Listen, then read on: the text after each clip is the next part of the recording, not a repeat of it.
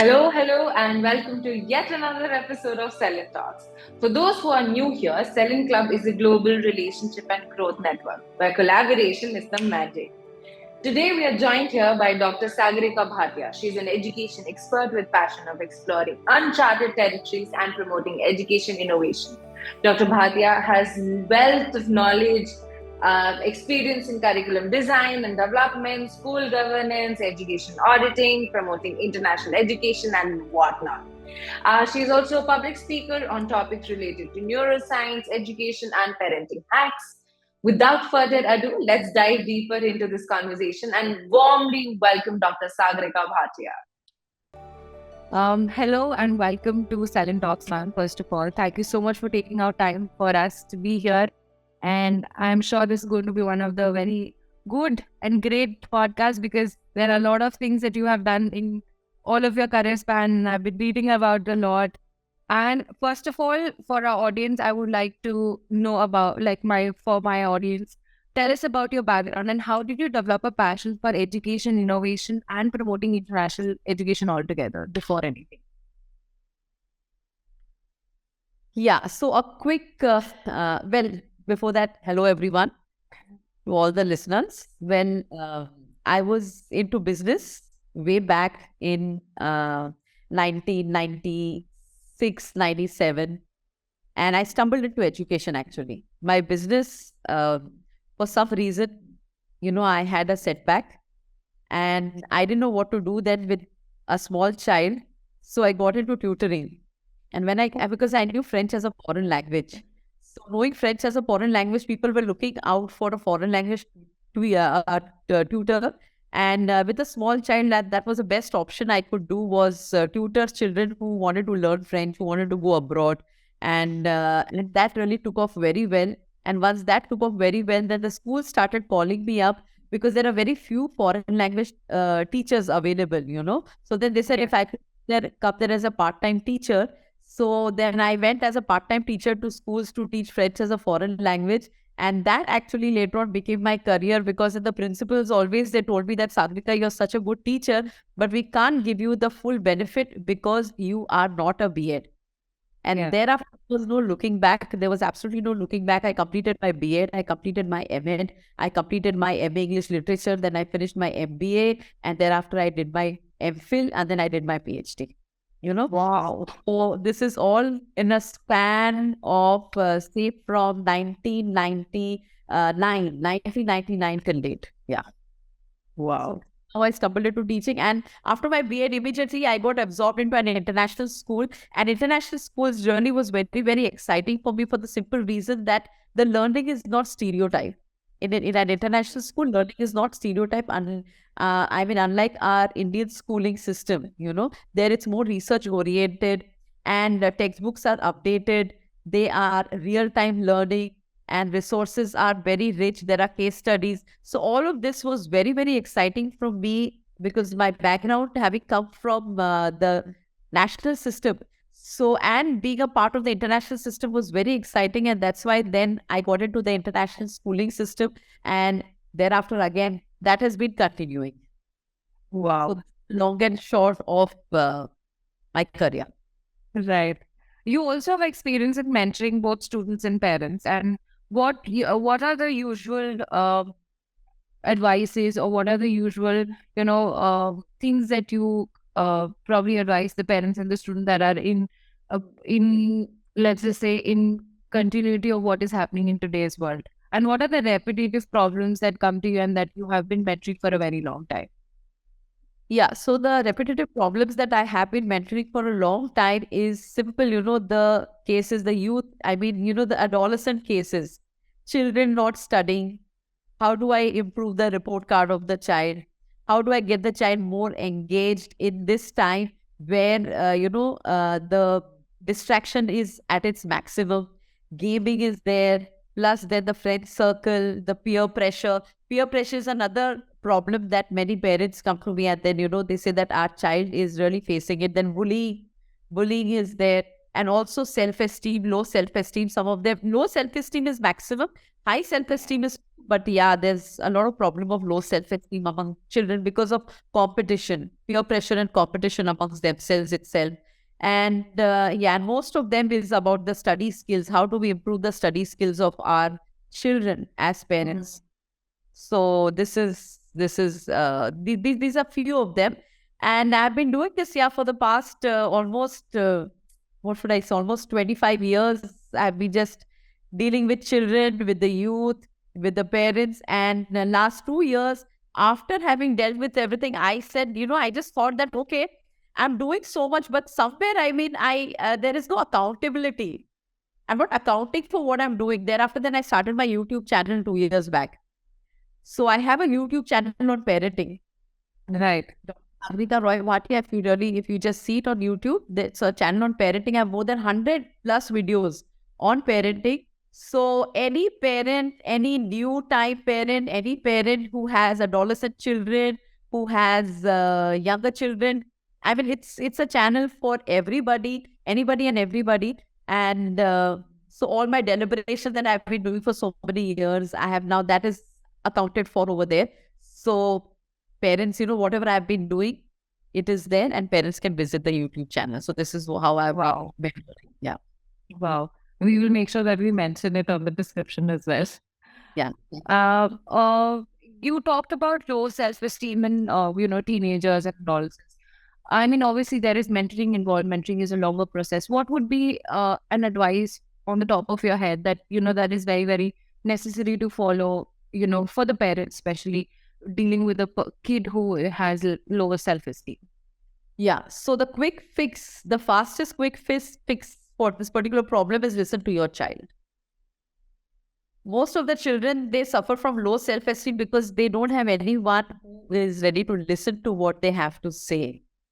So there's always a solution for everything, but then currently parents are helicopter parents.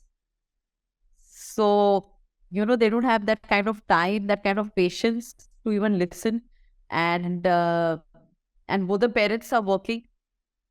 So then the child being alone. So that is the biggest reason, that if they just give a patient hearing to what the child has to say, most of the problem gets solved. Most of it. Yeah. I think the helicopter parenting, I've been, first I listened to that term, first of all, was in a podcast. And then I went on, researching about it, knowing about it. It's very common. It's every other parent that is a helicopter parent. If a parent has realized that the parent is being a helicopter parent, I've said parent too many times. If they've realized that they are, what should they do to probably take a step back or be not be a helicopter parent? Let's say that. See, it's very difficult because even their own respective work is also very competitive. Very, very competitive. So the only way that a parent can step back from the competitive world, from whatever position they are, is stepping down from that position, which is a call that the parent has to take. Should it be in favor of the child? If you see that really your child is suffering, and you are unable to help the child otherwise, because your job is very demanding, your role is very demanding. So I think that for the parent will have to take, somewhere you need to compromise. So whether you want to step down from, because obviously you can't step down from being a parent. Yeah. The only way is you step down from being being whatever position you are taking, you step down from there, and then you work at a different level so that you can give more time to your child, more time to your family, because that's the only way out. Because counselors are there.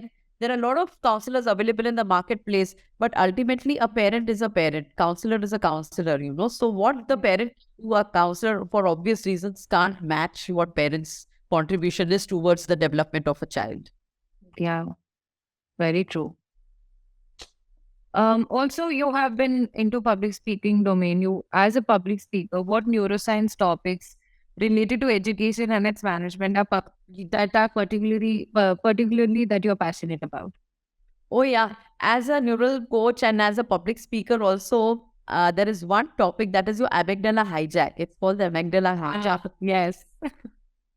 That's the next. That's a topic that is very close to my heart. And I have spoken on many platforms with respect to the amygdala hijack. Also, there is another topic that is orchids and dandelions.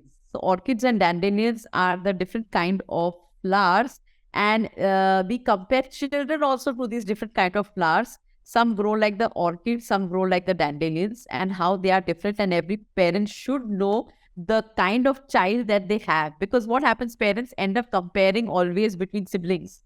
Yeah. Oh, this boy was never like this, you are like this. This girl was always very good, but then you are like this, So that comparison is wrong. Comparison is absolutely wrong. So orchids and dandelion is a topic wherein we teach the parents and the teachers also how do they learn to recognize the child's innate capabilities, because every child is born with an innate capability.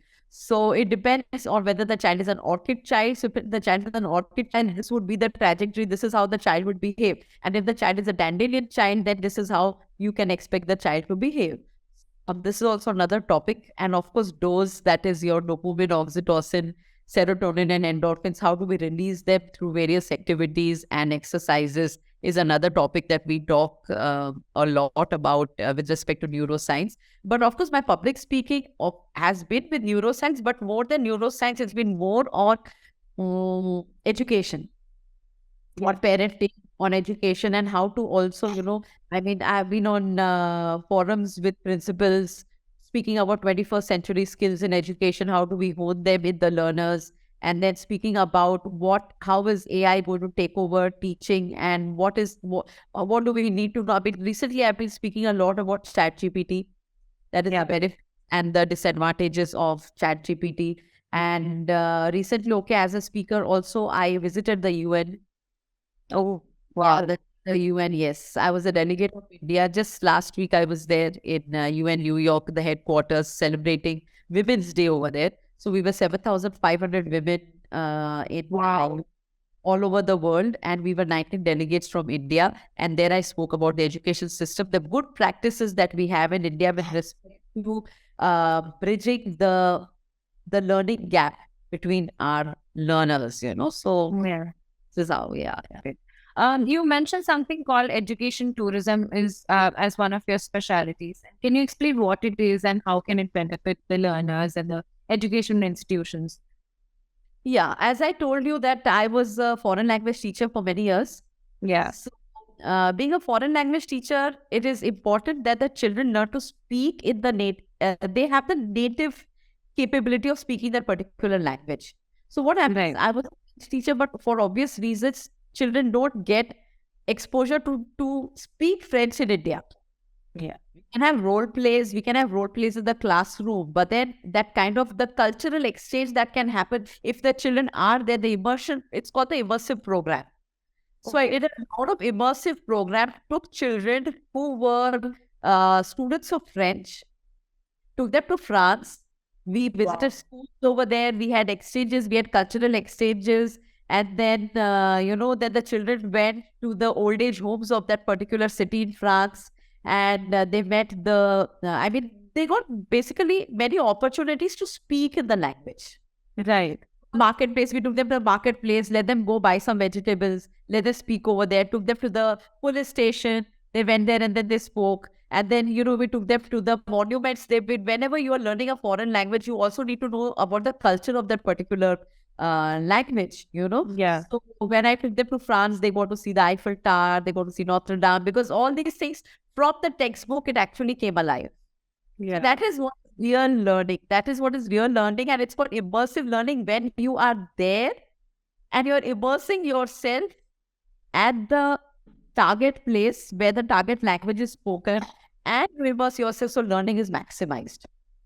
Right. Very true. I can the red wine, the white wine, what goes with white wine, what goes with the red wine. This is all that they've studied in the textbook. Then how does the metro station work? How do you buy a metro ticket? How do you travel by metro? So what do the platforms look like? All of this is there in the textbook. But at the moment you are there, it's a very different experience. This is also very motivating for a child to take up learning a foreign language. Yeah, very true. I mean, I can only imagine the experience. Yeah. The book coming into life. Exactly, the book coming alive, absolutely, So it's so much of fun, so much of fun. So it's around 50 to 20 days that we do these programs with the children. So this is what is education tourism. Wow. Community engagement is one of the important learning improvement. Like you said also, can you give us an example of a successful community engagement? I think this is one of them, like an initiative that you had taken and it was really beneficial for the learners and the education institutions. Yeah. So see, the thing is that we need to understand that a school can't work being standalone, because there are many challenges that a school faces, like for example, if there is a water cut, okay, so it's a community which is going to come forward and help. If there is a construction of a road that has to be done, again we require the community to help us with all of these things, small things. So a school on the whole should be engaging with that particular community wherever the school is situated, because from the community also we can have a lot of guest speakers who could come and speak to our children. Our children in the schools can also do a lot of engagements with the community, which they can't do it with themselves. Like if you want to hold a marathon, Yeah. you can hold a marathon just with the children of the school, right? But if you hold a marathon with the whole community is running together, the parent community is together, the grandparents are together, the uncle aunts are together, then the policemen are there, taking care of the whole marathon, the whole arrangement. Then you have the fire brigade, then you have the ambulance service. So when everything comes together, the children come to know that we cannot live alone. If you have to live in a society, there has to be dependency. There has to be collaboration. There has to be a lot of dialogues. So how do we teach this to the children? The Right. only way that we can teach all these things to the children is by giving them opportunities to join hands with the community and have activities with the community and take them ahead. So our children do a lot of, a joy of giving also. We have a joy of giving day in the month of October. It's the month for joy of giving. So we do a lot of community engagements during that time, collect money and have some games and things like this for people. And then also when you talk about community, our children, they are asked, they're given a journal during their vacation time, wherein they need to engage either with their house help or with their watchman and teach them something to do on their mobile phones, on Okay. how to operate a smartphone, or maybe how to operate UPI, how to, get their bank accounts attached to the phone, and how to trade, whatever, all of this. So we give them marks according. That is your social service or community service. Some community service it has been a part and parcel of learning since goddamn years. But nowadays, what has happened? It's become much more relevant and much more important, because now we all have to be together, especially because of the wars, the political unrest, the war which is taking place. Okay. Also because of natural calamities. Yeah.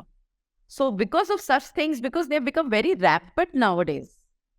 And because of it being so rampant, because of times being so uncertain, it is only the community that is going to come together for help, wherein where you can use the community hall. We can use schools if there is, say, suppose if there is any kind of war hit or any kind of natural calamity, immediately the school building is given to host the locals. Similarly, your town hall is given to host children, anything. Hospitals, if hospital, like during COVID, hospitals were full, so they had taken up schools. They had taken as centers to isolate people who were coming from abroad. Hotels were taken up, schools were taken up. So there is always collaboration in the society if we involve our children in this community service, and they need to know the importance of a community. Wherever the school is going to be constructed, the immediate police station, immediate fire station, immediate municipality corporation, immediate railway station, okay, and the community around. Yeah. So that is the first thing that you need to get in touch with. Okay.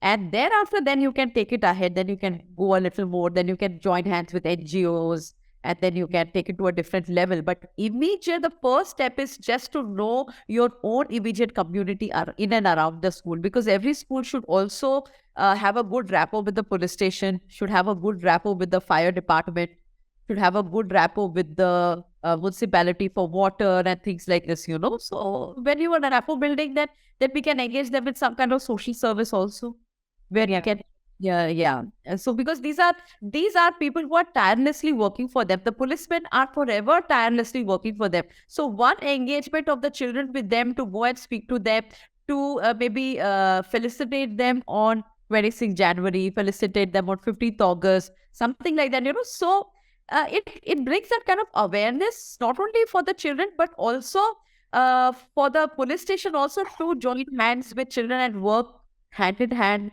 for the safety. Right. Very true. I think a lot of us, It's a give and take relationship. It's all a give and take relationship. yeah, very, very true. I think even us as adults, we don't know our immediate community. I don't accept I think we know a police station because we have to put it in our address. Right. Nearest police station or nearest post office, we would not know where the fire brigades or, other people are. Exactly. Yeah. So that's very important. That's what, and we need to sensitize children with respect to this. Yeah. We need to sensitize them, and that sensitization can only be done from a school. A parent can't do it. A school can do it. Yeah, very true. To ask you something as your, on a lighter note, what is one social cause that you are supporting right now and why? Yeah. So the social cause that I'm supporting is youth development. Okay. And parenting. Okay. The reason I do these videos for last 2 years, every Sunday, whether people watch me or don't watch me, even if 2 or 200 or 500 or 1000 or 5000, they watch me. Even if I can just change somebody's view a little bit, because parenting nowadays has become very challenging, extremely challenging. And if the parenting is strong, then automatically then the child also becomes stronger. The whole prodigy, the whole, the whole generation is strong then. The whole generation is strong. So that's why parenting, and later on in youth, the moment these kids, they get into the youth, there are different challenges that they face. And that is, so I'm very passionate about youth development also. So I speak to a lot of youth. I'm also motivational speaker. So I speak to the youth just to motivate them to get into the right direction in life, because nowadays, see, there's so much of drugs happening everywhere. yeah. So it's very easy for these to get into drugs, to get into the wrong company, because of peer pressure, because of mental health, because of low self-esteem, because of, not being bred properly. The parenting has not been very strong. Okay. So because of all of these, the youth and parents, so both these are very, very close to my heart. And I believe that somewhere, if I can contribute, and once this is strong, if the child is strong and the youth is strong, then the country, for obvious reason, is going to be strong. Doubtless. Yeah. Doubtless.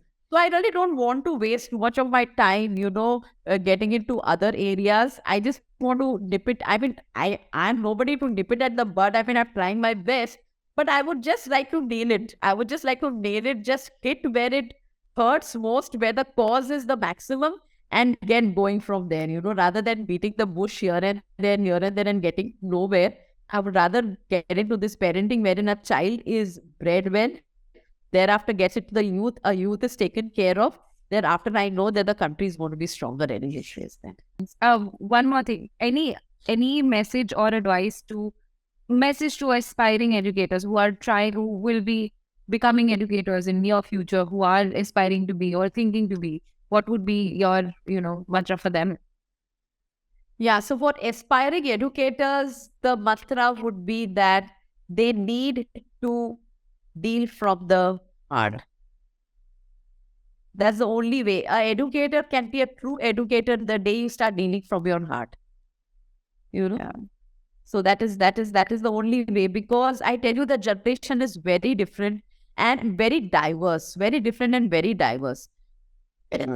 Sorry, challenges that children are facing currently is also of a very different level. It's at a very different level.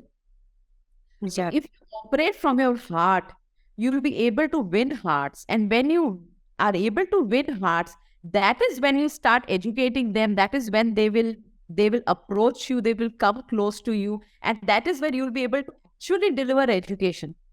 Yeah. That is what is when you can see the change. What is education? Education is when you can see the change in the person, is that you can say that yes, you are educating the person. So when can you see the change? Only when people will change with you.